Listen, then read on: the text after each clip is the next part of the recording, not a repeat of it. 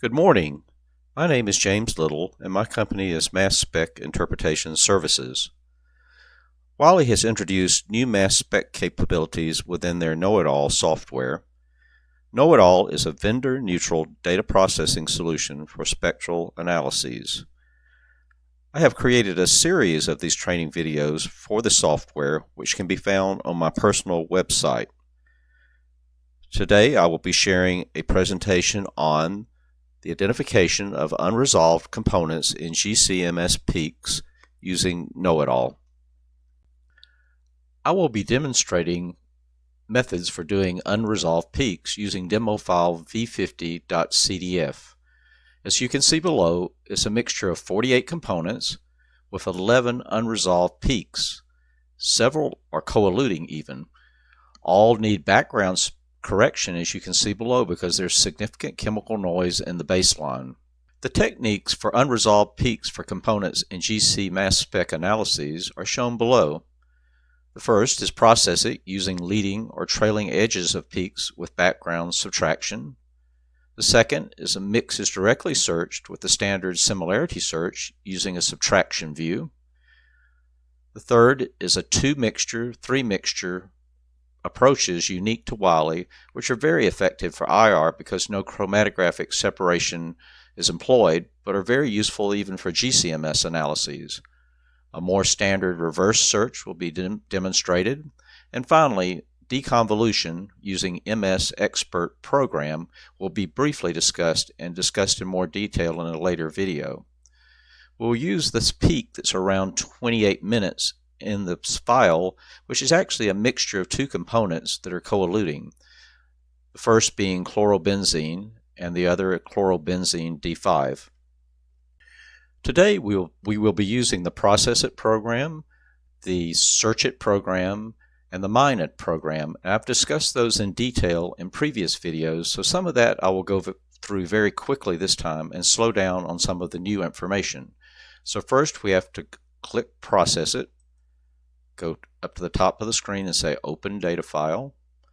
You'll notice this file that I'm interested in is pretty far down in the directory tree. It's all the way under KnowItAll Samples MS Expert. It's in that folder. And we'll open the V50 CDF file and open it. First, I will show you how to do a peak that's unresolved by doing a leading edge. So I'm going to right click and do a box zoom mode just to make it bigger, and we're going to take the leading edge of this hopefully to get no spectral interference from the peak on the back side. So we'll go down to the average range bar and do the leading edge of the peak. We'll go up to the background range bar and take a little background to get rid of some chemical noise. And in the bottom pane we have our mass spectrum. We'll go up to Transfer to get it to the Search It program. Again, I've already set this up before the video started, and it will be, if you want to know how to set up all the parameters, you need to refer back to previous videos. But we will be doing a single search because we think it's a single component. You can see my mouse at the top of the screen here, and we'll go directly to search since everything's set up and do a search. And you can go to the bottom here and you can see the top fit has a 96% plus HQI, hit quality index, and you can step through those with your mouse arrows going up and down. There's more than one spectrum of it, but it is this 1,2-dichloropropane. To show the next technique, I will need to go back to Process It. So go up to the top of the screen, and you could either click this arrow twice to get back to where you were at Process It, or you could just pull the little arrow here and go directly to Process It. Let's just go directly. What we'll need to do here is clean up this area, so we will first zoom out, and now we'll go to the trash can at the top to get rid of our background subtraction, and over at the right side we'll get rid of the average spectrum that we took. And now we'll move out to the peak at 28 minutes that we're interested in. So I'll right click again, get box zoom mode, box in on it a little bit, It looks like a symmetrical peak, but it's actually a mixture of the chlorobenzene and the D5 chlorobenzene. So we'll again get an average range. This time we'll do the whole peak with the average range bar. We'll go up and get a little background on the front side to take out. And let's just clean on the back side also. Let's just take some background on the back side also. In the bottom, you'll see that we have the spectrum that we're interested in from this range. Again, we go up to transfer to go to search it. Start a new search. It'll put it in a separate tab at the bottom of the screen here. We've got all the parameters set up before, so we can just go ahead and do a search. We're going to do, again, a single search, the number of components up here at the top. Go to the search and do it. If you look at the bottom, the first thing you'll note, if you step through a couple of these, I've highlighted the first one, that you only have a hit quality index of around 60%. So that should catch your eye and tell you that you probably have a mixture. So you can see at the top we have our mixture spectrum, we have the difference spectrum here, and we also have the best hitting spectrum, which is our chlorobenzene. So it's picked out one of the components. What we need to do now is send this different spectrum and search it again.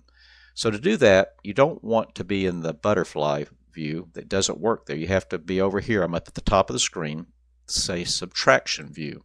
And that gives you this third spectrum to work with. We can now send any of these spectra we want back to search it again. So we're going up to transfer to search it. But it opens up this intermediate window.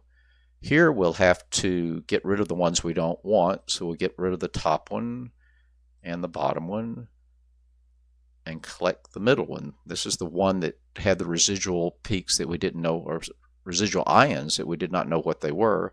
And now we've selected the one we want, and we can say OK and say start a new search. Yes, we do. We'll create it in another box. The only thing that's a little strange here is that, see, it's brought the structure in for the first compound. If you do a search now and have that selected, it will not work properly. So you need to deselect that. We come up, and now we have our spectrum of the mass spectrum, and you can see this unknown, what's the residual left over from our search, we can send to the search again. So we'll come down and go to search. And you can see the best hit is chlorine D5. And you'll notice there's not much difference left over now. So that looks like the two components that are in our mixture. And you can see again that the hit quality index is still pretty high. It's 82%, not as high as the other one. But that's a good indication if you just look at the two spectra, top and bottom, that those are the two components in our mixture. Now we will demonstrate the third approach. So we will have to go back to process it again. So this time, instead of using the arrow, I'll just pull down the menu and say go directly to process it. We can use this same peak again because we just want to demonstrate another technique for doing this mixture. So all we have to do is send it, go up to transfer, and send it to search it again. Say start a new search. For the other search that we've done, the two that we've done so far, we use the single number of components. This time we will want to change to the mixture, so to mixture. And now we will send it again to mine it by doing the search. We've got all our parameters set up, so we come to the bottom of the screen and say search. It's going to take a long time to do this because it's comparing all the spectra of these 1.2 million compounds it's searching like it did before, but it has to do them both and compare and try to minimize what's left over after doing that process. So it takes anywhere from 30 to 40 seconds to do this search. So I'll probably just stop it for right now to save a little time and come back in when the search is over. The search is complete, and you can see up in the top right-hand corner that it thinks it's a mixture of chlorobenzene and this deuterated chlorobenzene as we expected. If we come down to the bottom and click on the first arrow, it'll show you at the top, it shows you the mixture spectrum. In the middle, it shows you the composite spectrum collected. But let's jump down to the first hit. It shows chlorobenzene. You show the mixture on the top. It shows the best hit on the bottom, which it thinks is chlorobenzene. In the middle is what's left over again. You go down, click on the next one, or use your mouse arrows to step to the next one. The next one shows you, again, the mixture on the top. Now shows you the deuterated chlorobenzene on the bottom. And of course, what's left over is the chlorinated benzene. The one that's really important, if you click down in the bottom again, is this residual spectrum. The residual spectrum is the difference if you take both of these and put it all back together, and this is what is left over, this third trace or this third pane below. If you have a lot left over then you need to go back and do a mixture 3 search, because it probably had too much residue, indicating that it was likely a mixture of 3 compounds.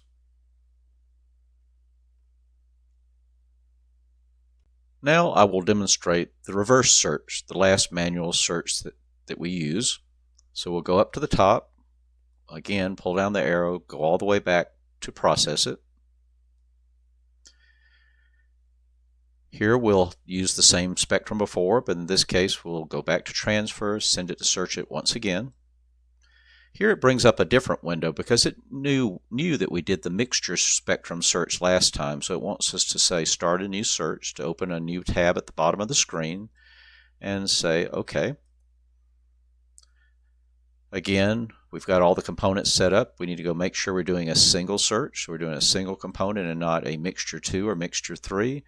But here we'll click reverse search in this box here to do a reverse search instead of the standard search, and go to the bottom of the screen and say search.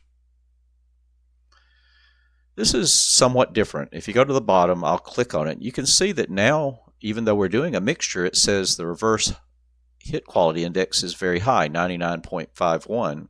But if you look at the top here, this is our best fit that we've selected at the bottom. This is our mixture here, and this is what's left over. But let's just go back. Let's switch to the butterfly display. You can see that it really doesn't match very well because it didn't pick many ions. So that's it. What happens is that this hit quality index is not penalized for peaks that are present in the unknown that are not present in the known spectrum. So it just gives it, you don't get a penalty for any of these ions over here because it did find these ions here and it thinks it's a pretty good fit. But visually you can tell it's not a good fit, so we need to step through some of them. So I left clicked down in the bottom to highlight the box, and I'm going to use the arrow keys, the up and down on my keyboard, to step through them. Let's go to the second one. Again, not a good fit for much of the spectrum that we're interested in. We'll go to the next one. This one's starting to look a little promising. We've got the 112, the 114, the 77. That would make one think that this is one of the components, which it is. And what you could do here, you could go up to the top and go back to the display with the subtract, and you could send this residual spectrum back for another similarity search or reverse search, and you would find your second component. But you can see I don't find this one quite as straightforward as just directly searching it with the similarity search and then doing the different spectrum. But it is a way that you could do it if you like. Now, instead of a manual search, I want to show you an automated search that's new in the KnowItAll software. It's called MS Expert. So you come down to do that, you have to go to the function box on the side and go to spectral processing. Now you can find MS Expert and open it. It'll open another window here. Again, we have to go open our data file. We have to find it and then go and find v50.cdf. I'm going to open this, but I want to talk about it before I open it because it happens so quickly. What's going to happen, I'll open this spectrum or open this chromatogram. It'll go to the search. It's going to search every component in the mixture, all 48 of them. It's going to take out all background subtraction that it needs to get rid of the background. It's going to deconvolute overlapping or even co-eluding peaks and display the results.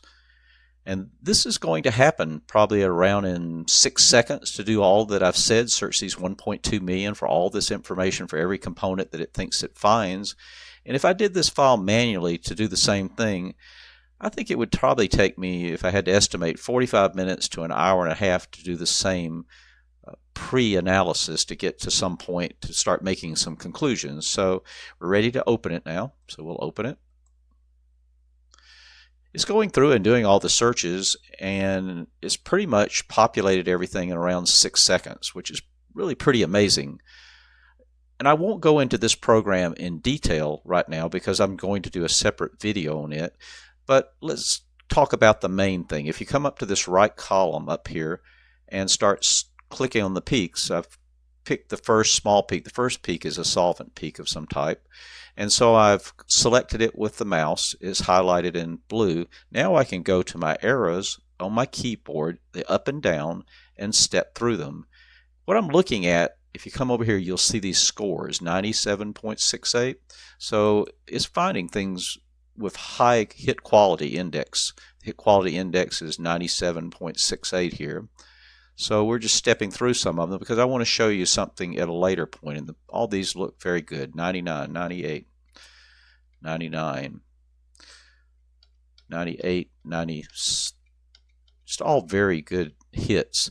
The one that doesn't look good, the first one, is this peak at about 20 minutes. And it's 53. So that makes me think that the program hasn't done its job very well. And that would be a good candidate to take back for manual processing, as I showed you before. And we will do this, but step through the rest of them. All of them look good except that one. That's the only one that's a little suspect. So we'll go back and do manual processing. We need to remember which one that is. It's the peak right before 20 minutes. So we'll go back to process it to look at it. So we'll go back in to process it. Click the process it icon in the top left corner. Let's jump back there. We'll have to clean up a little bit here, so we'll right click to say zoom out. We'll go up to the trash can in our background range bar, get rid of that. Come down to our foreground, get rid of that. I'll use right click and say box zoom mode, and I'll go get this peak that the automated process had problems with. It thought it was a mixture of two components. There's just not something quite right about it. So what we'll do is we'll average over that peak using the average bar. And then we'll come and take a background subtract on the back side. Can't really take one on the front side because it might interfere with some of the peaks. So we'll just do one on the back side. And so on the bottom we have our spectrum that we think is probably a mixture of at least two components, and we'll take it to search it. So we'll come up to the transfer bar up here and say search it. Start a new search. Probably my favorite one for doing mixtures is to do the mixture search. It works very well. So I'm going to assume it's maybe a mixture of two. And again, when I do this search, it takes a good time to do it. So when I get it started, I'll just stop the video and come back in when it's done. So I'm going to the bottom, doing a mixture of two, and we'll do a search. Here are the results of the mixture of two analyses. You can see the best hit, the number 1, indicates that it's a mixture of these two components at the top. Let's take a closer look at the results. Let's come to the bottom and select the best hit. It only shows an 85% accountability of the peaks in the mixture spectrum. And also, if you look at the residual spectrum, there is some leftover signal that maybe we should consider. So we're going to assume that maybe this is a mixture of 3 or more components. So we'll go back and do a mix 3 analysis and see what results we get from it. So this time we only have to go back one level, back to search it. So we'll go up to the top left corner and push the previous application button. And now, instead of doing mixture of 2, we'll go to a mixture of 3 and start the search. And it will take a little bit of time to do this, so again I'll stop the video till the results are obtained. Here we have the results of the mixture of 3 analyses. If you look up in the right corner, you'll see it proposes to be a mixture of 3 components now. Let's go look at the numerical results and the residual. We go to the bottom, click the left mouse button, and you can see now instead of around 85% of the countability, we have closer to 98%. Also, we'll go down and look at the residual spectrum and see that there is very little left here. So things are looking more encouraging here. Let's go down a little further. Let's go ahead and look at the second hit and see what it proposes. Again, around 98%. Here you'll see it's the same two components on the right, but it's also proposed that it could be another isomer of this dichloropropene. Let's even go down and look at the third hit. I'm scrolling down this time to jump to the third hit. Again, about 97%, still pretty close. But in this case, it's proposed yet another isomer of dichloropropene. So from these results, I would say that the peak that MS Expert was having trouble evaluating is likely a mixture of the two components on the right plus some isomer of dichloropropene. So in conclusion, if you're looking at a file that you suspect is a mixture of unresolved peaks, I would always start with MS Expert and do deconvolution first. It's a very efficient process compared to the manual ones. However, if problems are noted in the MS Expert result review, use the manual approaches below. The first manual approach, and the easiest, is to take the spectrum on the front or trailing edge and process it if possible. If that's not possible, my go-to type method would either be the mixture 2 or the mixture 3 search function. My next choice would be to do the regular similarity search using subtraction and searching different spectra or spectrum to get the results. And my last choice would be the reverse search using subtraction and searching different spectrum. So be sure to look at my other video, and particularly the one on MS Expert that talks about in detail how to use the program, but also look at some of the other training videos that I've made on KnowItAll. Good day.